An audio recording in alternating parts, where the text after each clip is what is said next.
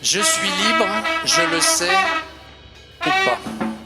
Je suis libre, point. Je le sais ou pas. Je vous laisse entre les mains disruptives de Fabrice Poussière. Pas trop, je suis timide et après et puis je suis aussi assez émotif. Ça peut être dur pour moi. Pour ceux que j'ai pas, à qui j'ai pas dit bonjour ce matin pendant les tribulations, donc bonjour et je suis très honoré de parler devant vous. Je vais me présenter en 3 points. Déjà, je suis un passionné d'innovation, d'invention, de découverte, de changements sociétaux. Je sais pas du tout pourquoi je suis intéressé par ça, parce que je suis incapable de remonter au moment où ça a commencé. Je soupçonne peut-être ma mère de m'avoir offert un bouquin sur les inventeurs. Sans m'étaler sur mon parcours, je suis rentré dans l'industrie comme opticien lasériste. J'ai fabriqué des composants qui allaient sous la mer. J'ai connu les 3 glorieuses. Hein, nos parents, ils ont connu les 30 glorieuses. Moi, j'ai connu les 3 glorieuses. Et puis, il y a eu l'explosion de la bulle Internet. Il a fallu que je me reconvertisse dans d'autres métiers. Donc, je suis devenu ou redevenu développeur informatique. J'ai fait pas mal de choses. J'ai fait de la recherche dans le digital sans avoir spécialement les diplômes. J'ai expérimenté énormément de choses. J'ai fait beaucoup de labs. Et il n'y a pas si longtemps que ça, il y a 4 ans, j'ai changé de domaine. J'ai quitté le domaine des télécoms pour rejoindre le domaine de l'aéronautique, où j'y ai monté un Fab Lab totalement dédié à la conception de services, dans un lieu qui était vraiment pas frais pour ça. Et maintenant, je dirige une activité de prototypage dans le big data. Si vous voulez retenir un peu ma marque de fabrique, je me nourris d'énormément de choses à l'extérieur et j'essaye de ramener ça à l'intérieur des grosses entreprises pour les rendre agiles. J'adore l'expression qu'Héloïse avait utilisée l'année dernière de faire danser l'éléphant. Je m'y reconnais totalement. Et j'ai fait énormément d'expérimentations avec moi au milieu, parce que souvent j'expérimentais avec moi, hein, parce que j'allais pas faire des trucs dangereux avec les autres, une question de responsabilité. J'ai joué avec mon management, j'ai joué avec ce qu'on appelle un truc un peu bizarre, la carrière, qui n'a pas spécialement de sens pour moi. Donc voilà comment je me présente. Ce que j'adore faire, c'est rendre tangible ce qui n'est pas tangible. Surtout, c'est très important dans l'innovation. Le paradoxe de l'innovation, c'est quand on n'a rien sur son idée, rien de concret sur son idée, qu'il faut le montrer le plus. Parce qu'il faut de l'argent, faut des amis pour pouvoir réaliser quelque chose. Je suis pas venu en tant que professionnel. Je suis pas venu en tant que professionnel d'un grand groupe équipementier aéronautique. Je suis venu en tant que porte-parole des activateurs. Les activateurs, c'est une association qui a moins d'1 an et demi, qui regroupe entre 140 et 150 adhérents. Et on a 3 piliers dans les activateurs. On promeut 3 pratiques. L'intrapreneuriat, l'intelligence collective et le corporate hacking.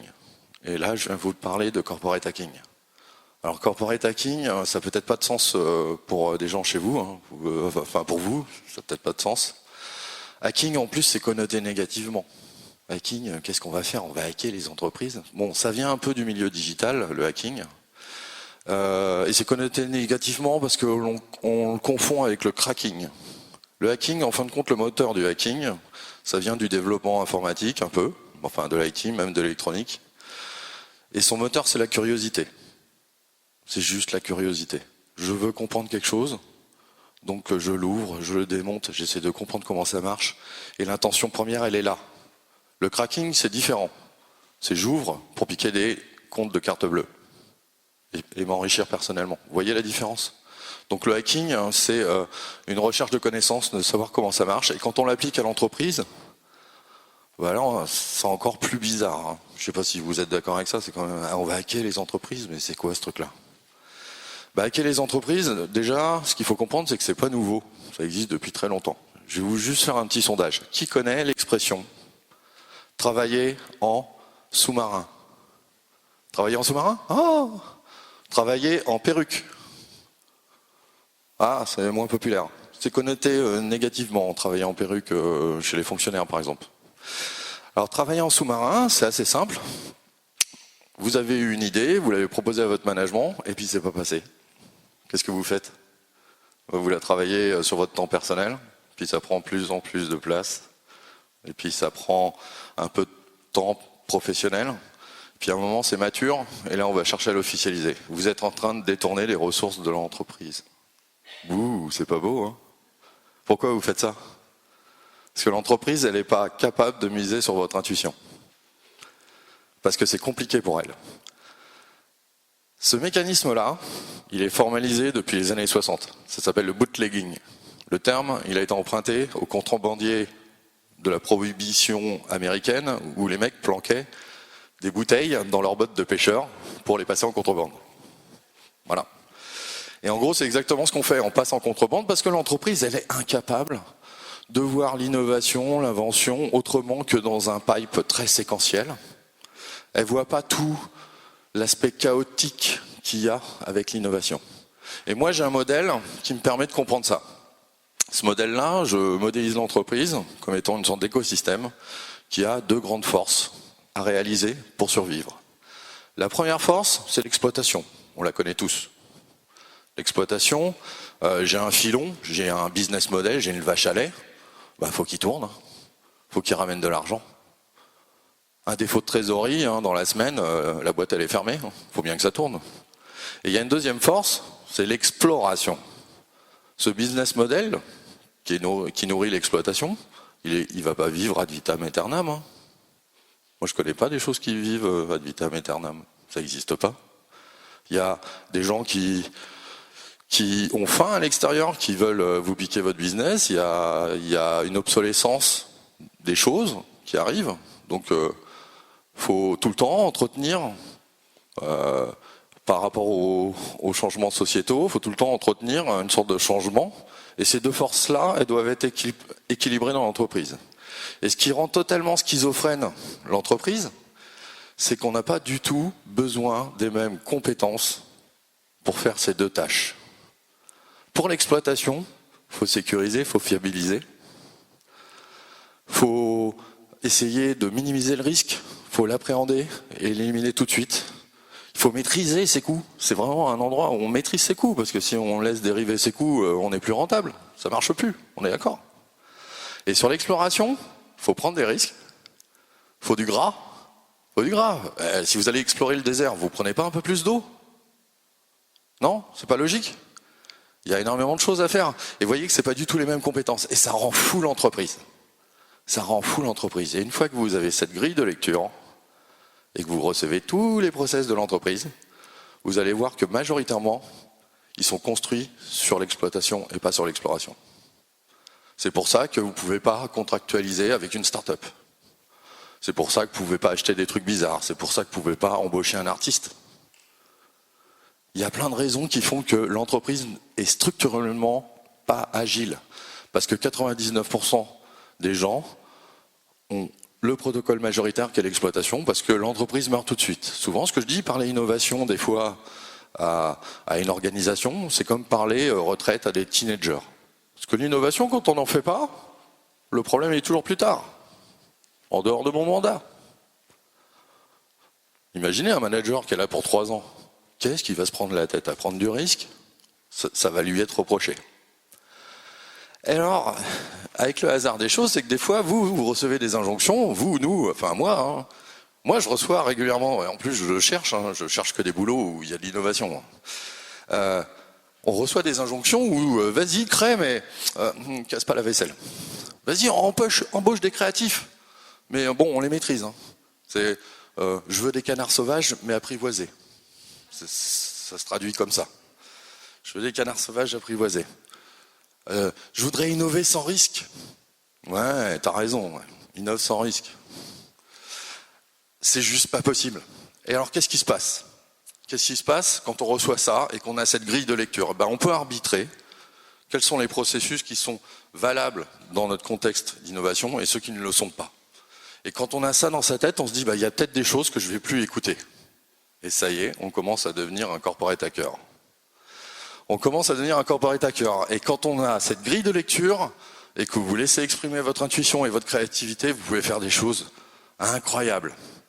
Vous pouvez par exemple devenir expert d'un domaine en devenant blogueur à l'extérieur, en rayonnant suffisamment, et un jour quelqu'un de l'extérieur dira à l'intérieur de votre entreprise, vous avez une chance immense, vous avez un expert chez vous. Vous pouvez faire ça. Quand vous avez du mal à convaincre un manager, arrêtez de parler sur le crowdsourcing, sur l'open innovation, n'importe quoi. Allez identifier quelqu'un qui l'a fait dans une autre entreprise et faites-le parler lui. Ça, c'est ce qu'on appelle nul n'est prophète en son pays. On appelle ça, ce hack, on l'appelle consulting croisé. On se trouve un copain dans une autre boîte, on le fait parler chez soi et nous on parle chez lui, on aura plus de poids. On peut trouver des ressources partout, on peut troquer, moi je troque. Ah, t'as un oscilloscope, c'est super, j'ai 3 multimètres et je pense que t'en as besoin. Allez, on échange. Je fais les poubelles de la DSI. J'emmène mon DAF chez Toys R Us. Parce que chez Toys R Us, il y a de l'électronique. Ok ? Vous pouvez faire des choses infinies. On a fait des trucs assez rigolos. On a fait une conférence où on invite des gens de l'extérieur sur un domaine, par exemple le crowdsourcing. Et on invite le référent interne sur le crowdsourcing. Et en une conférence, bon enfant, on voit le décalage. Un benchmark qui n'était pas audible par le management, sur une conférence, il devient audible. Et toutes les questions, je peux vous assurer, quand vous faites ce delta, elles sont percutantes. Alors, voilà ce genre de choses. Et on peut aller très loin. Moi, j'ai monté des communautés. Souvent, quand je fais un hack, je monte une communauté. Au départ, le community management n'était pas populaire. Je disais, je monte un club. J'avais compris que personne ne pouvait m'interdire. J'avais pas vu dans la jurisprudence des gens qui étaient virés parce qu'ils avaient monté un club. Donc j'ai dit, je peux monter un club. J'ai monté un club de robotique et j'ai monté un démonstrateur. On est devenu une équipe de 40 personnes avec 7 qui ont vraiment mis à la patte. On a fabriqué un robot de téléprésence high-tech 4G qui concentrait toutes les questions de recherche pertinentes dans un domaine de recherche très pointu dans les télécoms. Et on l'a fait avec 2 trottinettes électriques, du matériel récupéré dans les placards. Je suis allé dealer une clé 4G à l'époque qui coûtait plus de 5 000 €. Parce que au départ, quand ça sort et que c'est pas démocratisé, ça coûte 5 000 €. Je suis allé la quémander à l'endroit où on faisait les démonstrations en disant « Mais elles sont un peu pourries tes démos, tu voudrais pas une démo qui envoie le bois ?» Et je lui ai vendu une démo qui envoyait le bois. Et du coup, j'ai réussi à avoir une clé 4G 5 000 €. Donc, le fait de ne pas avoir d'argent, c'est pas une excuse. Donc, il y a plein de choses à faire. Et ce qu'on s'aperçoit dans ce genre de choses, ce qui bloque le plus, et vraiment ce qui est un frein, c'est la peur qu'on a en nous. Et ça, je l'ai compris, mais alors, pas comme ça, je l'ai compris en quelques années. J'ai compris que ce qui me bloquait le plus, c'est la peur. Et alors, ce rationnel-là, c'est quand même bizarre. Pourquoi on a peur en entreprise ? On est payé pour avoir peur ? On est payé pour avoir peur ? Non ? J'ai écrit il n'y a pas longtemps un article, c'est le salaire de la peur. C'est quand même dingue, on a peur, mais on a peur de quoi ? De se tromper ? On a peur de sa hiérarchie ? C'est normal d'avoir peur de sa hiérarchie ? On est payé pour ça ? Non, c'est pas normal. Par contre, c'est bizarre, on n'a pas peur de ne pas créer de valeur. C'est normal ça ? On aurait peur de la hiérarchie et pas peur de ne pas créer de valeur ? C'est quand même louche quoi. Il y a un truc qui va pas. On marche sur la tête. Donc, si on arrive à s'aligner sur ces choses-là, si on arrive à regarder au plus profond de soi, et on a le droit d'avoir peur, je suis pas en train de dire, je suis pas en train de culpabiliser quiconque. On a le droit d'avoir peur. On a le droit de commencer doucement. On a le droit d'offrir un bouquin en cachette à son chef, sans se révéler, en mettant un post-it de la part d'un ami. Par exemple, je sais pas, le bouquin de Vinette Nayar, Employee First, Customer Second. Ça, c'est un truc. Il y en a d'autres. Il y a Mon chef est un con, mais bon, c'est pas. Il faudrait équilibrer. C'est agressif. Mon collaborateur est un con. Il devrait exister aussi. Toutes les permutations sont possibles. Mais vous pouvez offrir un bouquin en cachette. Vous pouvez mettre des posters derrière vous. L'étude Gallup, là où on dit que le taux d'engagement des employés s'effondre, moi je l'ai mis en dessin. J'ai fait un poster derrière mon bureau. Vous pouvez faire énormément de choses. Donc vous pouvez vous ouvrir. Le corporate hacking, c'est ça. C'est détourner des ressources, créer des dynamiques. Vous pouvez le faire sur plein de domaines. Moi j'ai une collègue qui a rassemblé toute une communauté autour de la question de la diversité, de la parité dans l'entreprise. Donc il y a des tonnes de combats que vous pouvez prendre. Et la question, c'est vous, comment vous êtes vis-à-vis de ça, quoi. Est-ce que vous allez attendre le PDG providentiel ? Est-ce que vous allez changer d'entreprise, changer de grosse boîte pour retrouver une autre grosse boîte qui a les mêmes problèmes ? Qu'est-ce que vous allez faire dedans ? Est-ce que vous allez attendre d'être manager ? Ou est-ce que vous allez vous bouger juste aujourd'hui ? Donc, je vous remercie de votre attention. C'était juste un plaisir de parler devant vous. Les activateurs, donc on a entendu ce que tu dis, j'imagine que c'est pas évident d'aller voir ton PDG et effectivement te positionner comme tu dis qu'il faut le faire. Donc d'où l'intérêt de cette association des activateurs. Qu'est-ce que vous faites concrètement? Est-ce que vous avez un numéro, un fil rouge, un numéro pour help, j'en peux plus? Comment ça fonctionne? Alors, en quelques mots. En quelques mots, alors en gros, on a un site web, on a un Facebook ouvert, vous pouvez nous rejoindre, nous solliciter. Le Facebook, vous n'avez même pas besoin d'être membre, vous avez le droit de causer avec nous. Et si vous voulez être membre, en gros, les gens qui sont membres en général, c'est parce que ils sont contents d'être avec des gens qui partagent les mêmes problèmes. Donc il y a un côté tambouille où on échange les recettes. Ah, comment t'as réussi à passer là? J'ai fait comme ça, comme ci, puis j'ai fait ça. Je me suis comporté comme un virus, tu vois, j'ai fait ça. Non mais c'est vrai, avec une vidéo, vous pouvez vous comporter comme un virus. Moi, j'ai la vidéo la plus échangée sous le manteau chez Safran. J'ai décrypté comment on fait un pitch, et j'en ai fait un tutoriel, et ça s'échange régulièrement. Il y a des gens qui me connaissent, je les connais même pas, quoi. C'est assez rigolo. C'est aussi une ressourcerie parce que, vous avez entendu ce matin, c'est au niveau moral, des fois c'est comme ça, quoi. Donc c'est bien de se ressourcer. Moi j'y vais pour formaliser. Je suis un indécrottable scientifique, donc j'ai envie de formaliser, de déconstruire ces modèles-là et formaliser, pour donner des modèles aussi rationnels pour ceux qui veulent du rationnel, des modèles complexes pour ceux qui veulent des modèles complexes, et puis des recettes pratiques. On est en train d'écrire un bouquin, voilà. Mais on se fait aussi des événements, on participe, on fait des conférences. Que puis-je dire, l'adhésion, ça coûte 60 € l'année. Voilà. Et on gagne de l'argent des fois en faisant des conférences, voilà.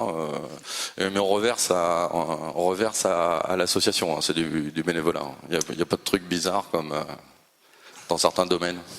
Comment je sais, que je suis un activateur? C'est-à-dire que, ok, je sais qu'il y a une association qui existe, j'ai envie de dire merde au patron, dire merde au patron, mais justement, c'est le but de ma question, j'ai envie d'être disrupteur, ok.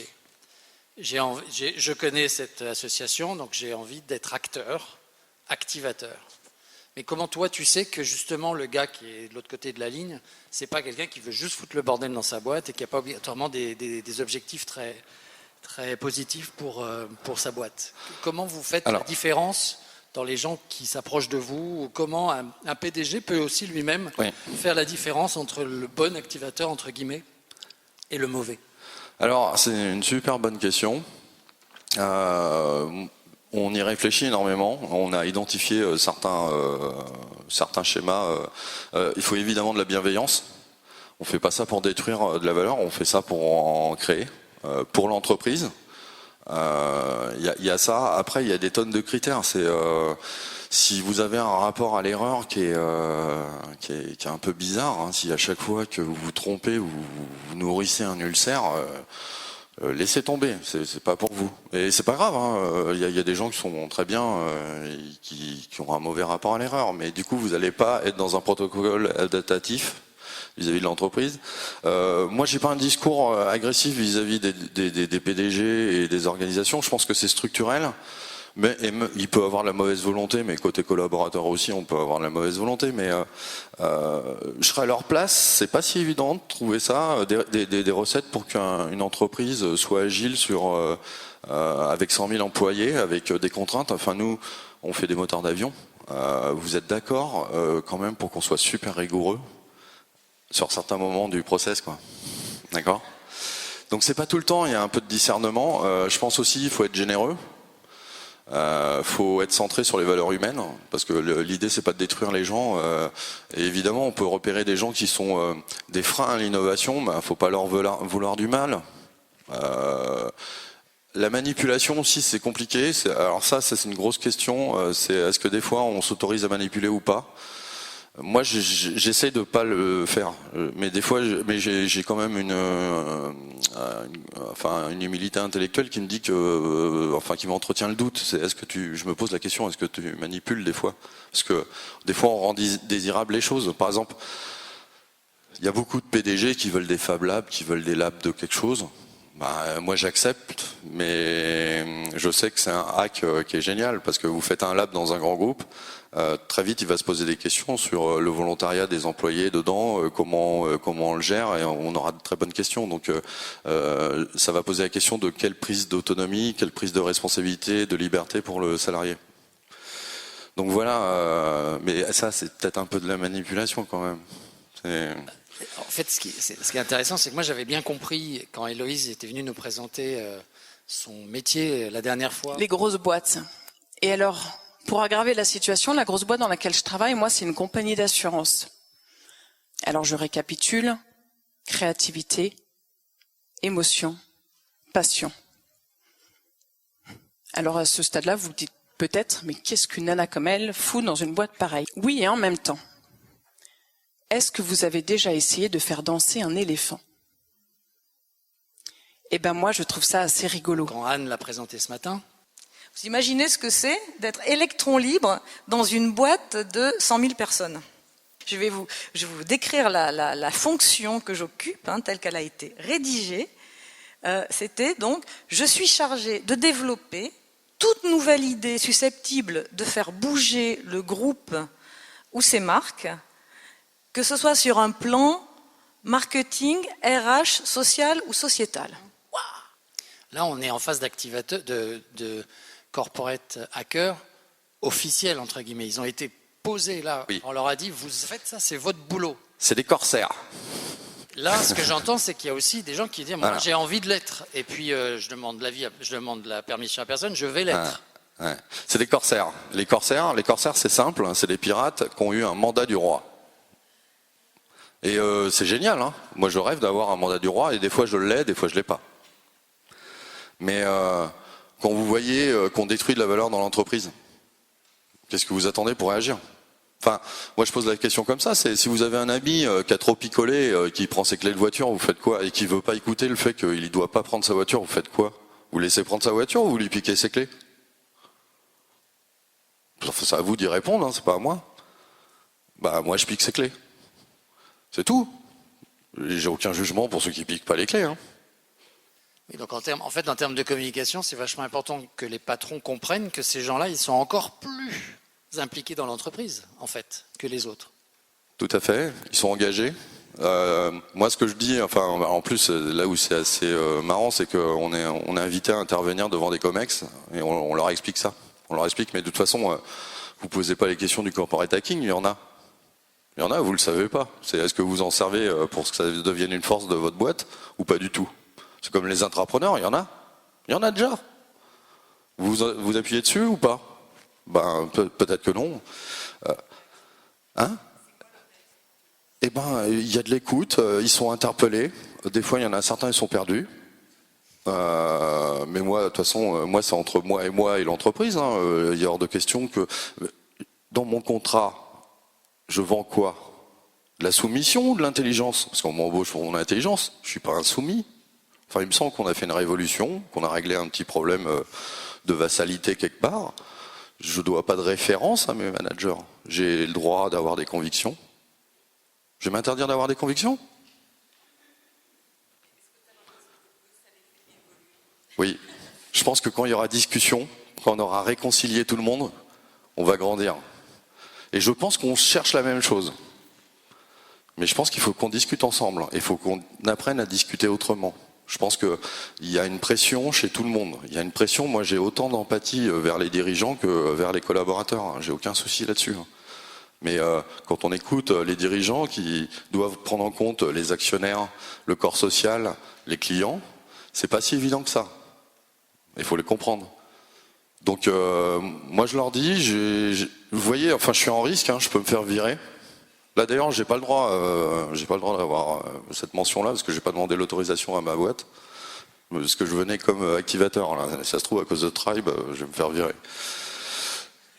Mais ce que je dis, mon message il est plus important. Mon message il est plus important parce que je crois au potentiel qu'on a en France. Je crois qu'on a une opportunité de malade à faire la synthèse entre le pragmatisme anglo-saxon et l'analyse à la française, avec la puissance qu'on a et les cerveaux qu'on a ici. On a de quoi se faire un pays vraiment merveilleux, mais on ne veut pas se le faire parce que le frein, il est là. Le frein, il est dans nos castes, dans nos façons de penser. Il est juste là. Donc, on se met en action et on bouge, quoi. Ah, une question. Vas-y. Ben. Oui, je voulais peut-être revenir sur la question de Bruno. Je voulais juste revenir sur peut-être quelque chose de très concret sur parce que j'ai compris qu'il y avait des aspects très techniques, ingénieurs et tout ça dans ce que tu fais. Ouais. Mais pour des gens qui ne sont pas dans ce domaine-là, est-ce que tu pourrais expliquer concrètement des choses, des projets sur lesquels, par cette action d'activateur, ça fait bouger l'entreprise? Alors, ça fait bouger l'entreprise quand il y a des conférences, quand il y a des prises de conscience. À un moment, il y a une task force qui se crée dans un endroit que vous contrôlez pas. Si vous leur donnez un coup de main, vous allez faire avancer le dossier. Il n'y a pas si longtemps que ça, il y avait 2 stagiaires. Alors souvent, les stagiaires, ils bossent sur les projets innovants. Vous avez remarqué ça? Allez, c'est un projet innovant, c'est important, on va mettre 2 stagiaires. Ouais, je t'ai vu, je t'ai vu, je t'ai pris, t'as la main dans le sac là.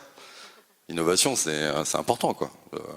Je dis pas que les stagiaires sont incompétents, mais enfin, on peut staffer correctement. 2 stagiaires, je les ai formés à faire une maquette de site web avec du PowerPoint.